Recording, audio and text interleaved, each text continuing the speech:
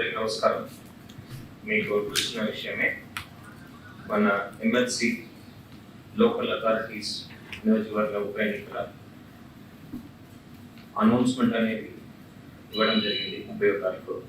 దానికి సంబంధించిన నోటిఫికేషన్ 6వ తారీఖు అంటే రేపు జారీ చేయడం జరుగుతుంది.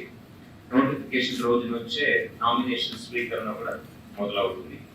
ఈ నామినేషన్ ప్రక్రియ అనేది 13వ తారీఖు మంగళవారం వరకు ఉంటుంది.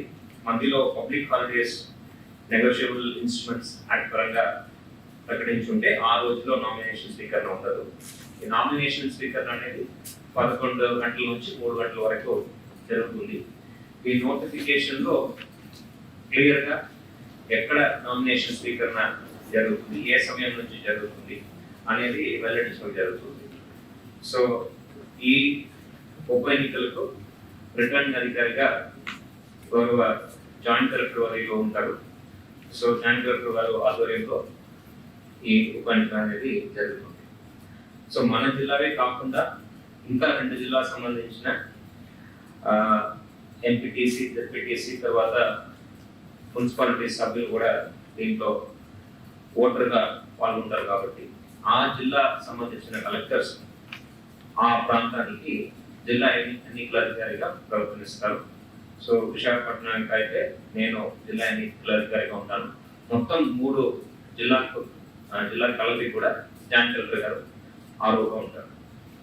సో నోటిఫికేషన్ గురించి ఇప్పుడే చెప్పిన అనౌన్స్మెంట్ 30వ తారీఖే వచ్చింది. 30వ తారీఖు నుంచి మనకి మోడల్ కోడ్ ఆఫ్ కాండక్ట్ అనేది అమల్లో ఉంది.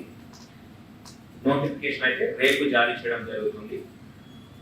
ఫస్ట్ కమిషన్ వారు గెజెట్ నోటిఫికేషన్ ఇస్తారు. ఇమీడియట్ గా మనం కూడా ఇక్కడ గెజెట్ నోటిఫికేషన్ అనేది ఇవ్వడం జరుగుతుంది. సో రేపటి నుంచి 13వ తారీఖు దాకా నామినేషన్ స్వీకరణ ఉంటుంది.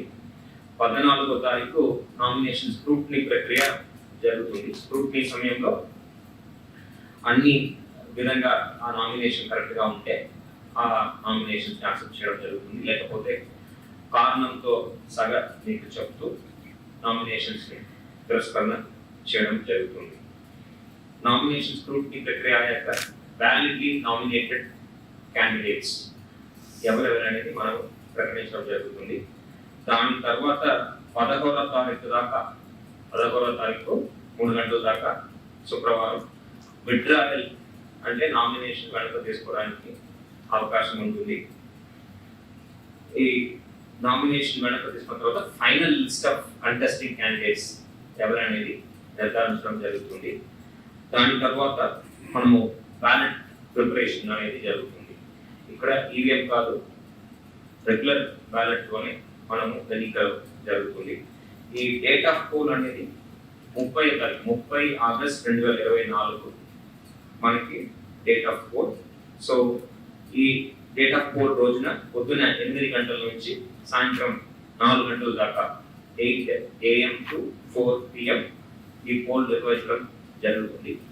ఈ పోలింగ్ సంబంధించిన పోలింగ్ కేంద్రాలు ఎక్కడెక్కడ పోలింగ్ కేంద్రాలు నిర్వహిస్తున్నాం అనేది కూడా మీకు 1-2 రోజుల్లో అన్ని పొలిటికల్ పార్టీస్ కమ్యూనికేట్ చేయడం జరుగుతుంది.